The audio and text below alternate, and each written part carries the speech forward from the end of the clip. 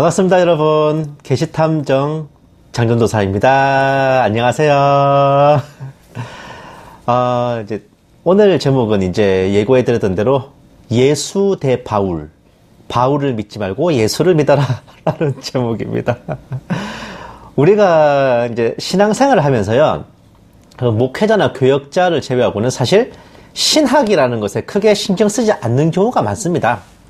대부분의 경우 우리는 그냥 이제 이렇게 말해요. 성경을 읽고 믿는다. 그렇게 말한다든지 아니면 목사님의 설교를 듣고 믿는다라고 생각할 때가 많습니다.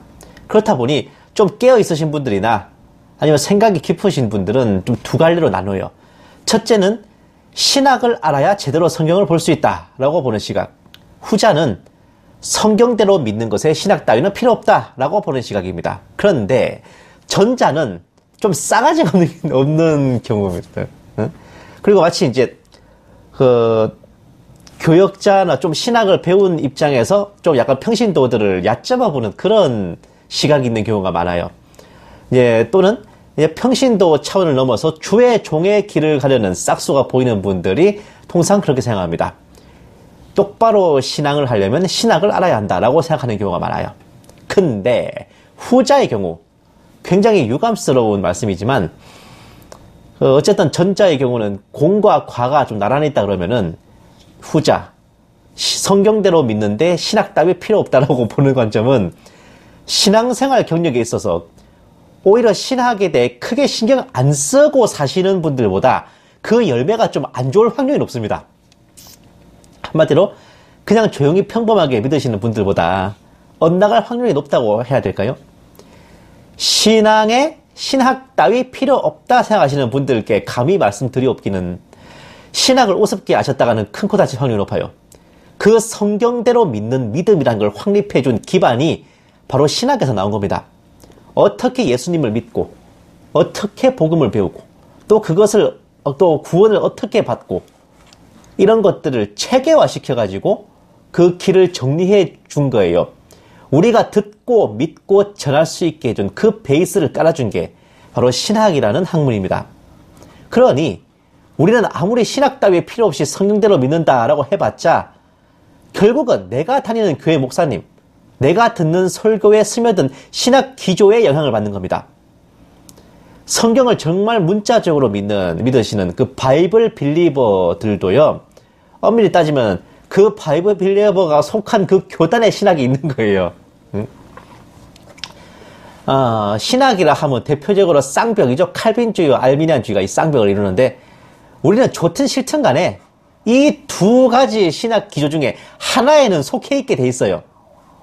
그러니 마치 내가 어떤 기조의 신학 관점을 가지고 신앙생활을 하는지 한 번쯤은 면밀하게 파악해 보는 게 좋습니다. 그렇지 않고 나는 어떤 신학에도 속하지 않고 성경대로만 믿을 뿐이야 하다가는 높은 확률로 이단 사이비에 빠지거나 이상하게 변질될 가능성이 높아지죠. 구원 복음을 담은 신약 성경의 절반을 쓴 주의 종이 사도 바울입니다. 그러다 보니 일단 대부분의 성도들은 사도 바울의 신학에 영향을 받게 되는데 언제부터인가 사도 바울의 신학을 좀 터부시하면서 바울을 믿지 말고 예수님을 믿어라 라는 식의 의견이 나오기 시작했습니다. 엄밀히 따지면 이런 내용은요, 알미니안주의 기조를 가진 분들이 칼빈주의를 비판하면서 칼빈을 믿지 말고 예수님을 믿어라 라는 식으로 음해하던 게 좀 더 급을 높여가지고 개혁주의 신앙의 근간이 된 사도 바울의 신앙마저 마치 잘못된 것인 양 매도하는 지경에 이른 게 아닌가 라고 저는 생각이 되더라고요. 칼빈을 믿지 말고 예수님을 믿어라 에서 바울을 믿지 말고 예수님을 믿어라로 한 급이 딱 올라간 거지. 과연 예수님의 구원론과 사도 바울의 관점이 서로 맞부딪히며 상충되는 걸까요? 어떻게 한 성경서에 같이 있으면서 그런 일이 벌어질까? 궁금한데요. 그렇게 보는 시각을 잘 정리해 놓은 글이 있어서 제가 한번 소개해 드릴까 합니다. 이 블로그 포스팅은 개신교회가 너무 위중한 상태다. 카톨릭에서 성모 마리아를 숭배하는 것처럼 바울에 대해 맹목적인 추종을 하고 있다. 라는 비판으로 이제 운을 뗐습니다. 자, 보실게요. 예수께서 산상수훈에서 하신 구원론이 절대적 진리라면 바울의 구원론은 그저 참고하는 수준이 돼야 마땅하다. 근데 현실은 예수님보다 바울의 교리가 더 권위가 있다. 예수님의 구원론은 무시를 당한다. 자, 다음. 예수께서 하신 말보다 자기 생각을 더 믿고 바울의 교리를 하나님의 계명보다 더 중요한 진리로 여긴다.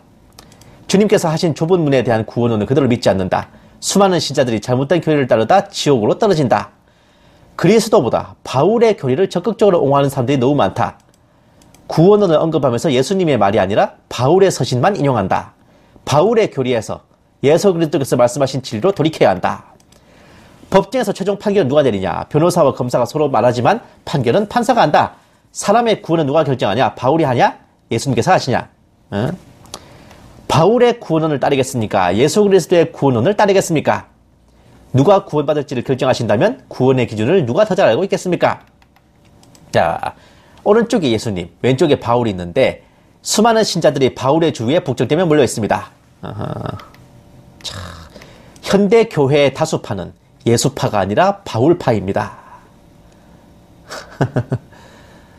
덧붙여서 바울은 우리가 생각하는 것처럼 흠이 없는 사람도 아니며 많은 실수와 더불어 그의 서신 내용이라 해서 절대적 진리가 아니라는 증거로 다음과 같은 것을 제시하고 있습니다.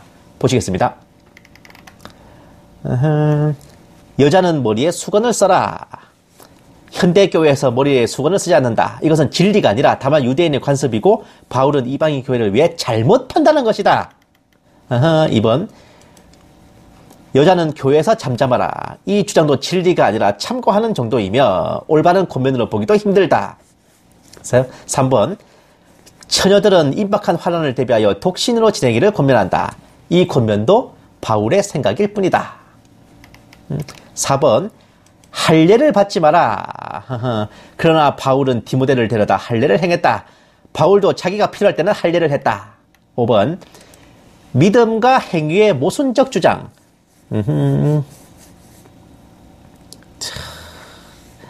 바울의 오직 믿음, 오직 은혜의 교리는 로마서와 갈라디아서에 강조되어 있다. 도덕적인 결함이 드러났고 그러자 바울의 서신은 행위 쪽에 무게를 실어야만 했다. 믿음과 거룩한 삶의 행위를 나누어 분리한 것은 미스다. 또한 필자는 바울이 진짜 사도가 아닌 자칭 사도라고 하면서 다음과 같은 내용을 제시했습니다. 보시겠습니다. 예수께서 사역을 위해 부르신 12명에 속해야 한다. 사도는 12명을 초과할 수 없다. 예수님도 사도의 기준을 말씀하셨다. 12보좌에 앉아 12지파를 다스리게 하려 하노라. 새 예루살렘 성의 기초석에는 12제자의 이름이 기록되어 있다. 예수께서 3년 동안 사역하시는 동안 직접 가르침을 받고 활동해야 한다. 바울은 두 가지 기준을 모두 만족하지 못했다. 에베소 교회도 자신을 사도라 주장하는 자들이 있었다. 자, 7번 베드로와 바나바를 비난함. 바울은 연장자이자 선배인 바나바도 비난했다. 아무리 그렇다 하더라도 감히 베드로 대사도를 무리하게 면전에서 힐난했다. 나도 어디서 듣던 말인데 아가페 돌사영감 비판할 때 나한테 그랬던 것 같아. 건방지다고. 그러나 바울은 자신에게는 다른 기준을 적용했다. 바나바는 누구인가? 바나바는 바울의 은인이다.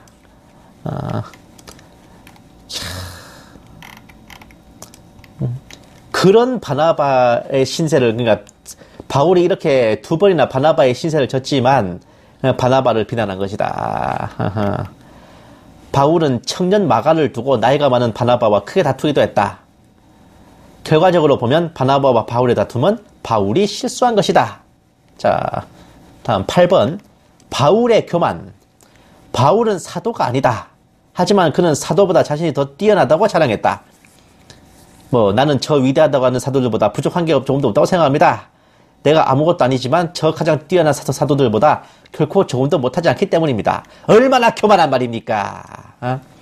또 바울은 신자들을 향해 여러 번 자신을 본받으라 말했다. 우리가 본받을 대상은 오직 예수 그리스도밖에 없음에도 말이다. 너희는 나를 본받는 자가 되라. 형제들아, 너희는 함께 나를 본받으라. 바울도 사람이기에 실수와 허물이 있었고 좀 더 겸손했어야 했다. 그러나 그것을 문제 삼는 게 아니기니 개뿔 다 말해놓고 다만 바울을 그리스도보다 권위 있는 사람으로 추정하는 사람들과 니골라당의 교훈이 현대교회에 누르게 된 것을 염려하는 것이다. 여러분, 구원에 대한 진리를 알고 싶다면 산상수훈을 읽으십시오. 거기 쓰여있는 대로 실천하십시오. 구원자는 예수 그리스도이지 바울이 아닙니다. 사역자들 중에는 평생 예수 그리스도가 아니라 바울을 전하는 사람들 많습니다. 그 가르침으로 신자들이 잘못된 길을 갔을지 두렵지 않습니까? 와우, 이 교리는 수백 년간 세대를 이어 전수되어 왔고 마침내 견고한 프레임을 구축했습니다. 회개해야 합니다. 바울을 포함하여 사도들의 서신은 참고만 하십시오. 바울은 복음과 진리를 해석했지만 예수 그리스도는 진리 그 자체입니다. 하나님이 하신 말씀과 사람의 말은 서로 비교조차 할 수 없습니다. 성경에 기록되었다고 모든 말씀이 동등한 권위를 갖는 것이 아닙니다. 하나님께서 선지자를 통하여 직접 하신 말씀은 권위가 있습니다. 요백에 말한 빌다 소발 엘리바스도 의견을 피력했지만 하나님은 무지한 말로 생각을 어둡게 하는 자라 말씀하셨습니다. 절대적 진리는 오직 그리스도와 그가 직접 하신 말씀뿐입니다. 거의 사도 바울을요, 조국이나 추미애급 내로남불의 화신으로 그려놓고 있네. 이 정도면 거의 중상모략을 넘어서 명예훼손도 이만저만이 아닐 것 같은데요. 어쨌든 그건 그렇다 치고 요약하면, 첫째, 개신교회는 예수님의 구원론이 아니라 바울의 교리를 믿는다. 둘째, 예수님께서 산상수훈에서 하신 구원론이 절대적 진리다. 셋째, 구원론을 언급하면서 예수님의 말씀이 아니라 바울의 서신을 인용한다. 넷째, 바울의 교리에서 예수님의 진리로 돌이켜야 한다. 다섯 번째, 바울이 구원하는 게 아니라 예수님께서 구원하신다. 여섯 번째, 바울도 자기 생각으로 틀린 소리를 했고 내로남불을 저질렀다. 일곱 번째, 바울은 한 입으로 두 말을 하면서 사도도 아니면서 사도 행세를 했다. 8번, 바울은 자신의 선배뻘 되는 베드로와 바나바를 비난했다. 한마디로 뎁다 싸가지 없었다. 9번, 바울은 겸손하지도 못하고 교만이 하늘을 찌르는 인간이었다. 10번, 성경에 기록되었다고 모든 말씀이 동등한 권위가 아니다. 11번, 절대적 진리는 예수님께서 직접 하신 말씀뿐이다. 쉽게 말해서 성경책에 빨간색으로 색깔 입혀져 있는 글씨 부분만 절대적인 권위다, 그거죠. 옛날에 서사라라는 사람도 이런 소리 했던 것 같은데, 이래저래 겹치는 게 있지만 거의 이 정도 될 거예요. 여러분의 생각은 어떠하십니까? 제가 간단하게 한 가지 이 글 쓰신 분한테 묻고 싶은데, 그런 조국이나 추미애도 울고 갈 생 양아치 같은 인간을 세워가지고 신약 성경의 절반을 쓰게 하신 하나님은 뭐가 돼요? 지금 글 쓰신 분, 그 하나님 들으라고 하신 말씀이지 지금? 응?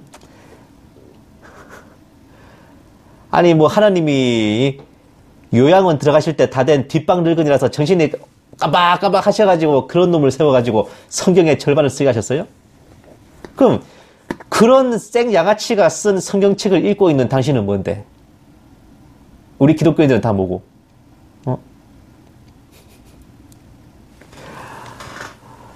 재밌어집니다. 이분 선 세게 넘으신다, 그죠? 예?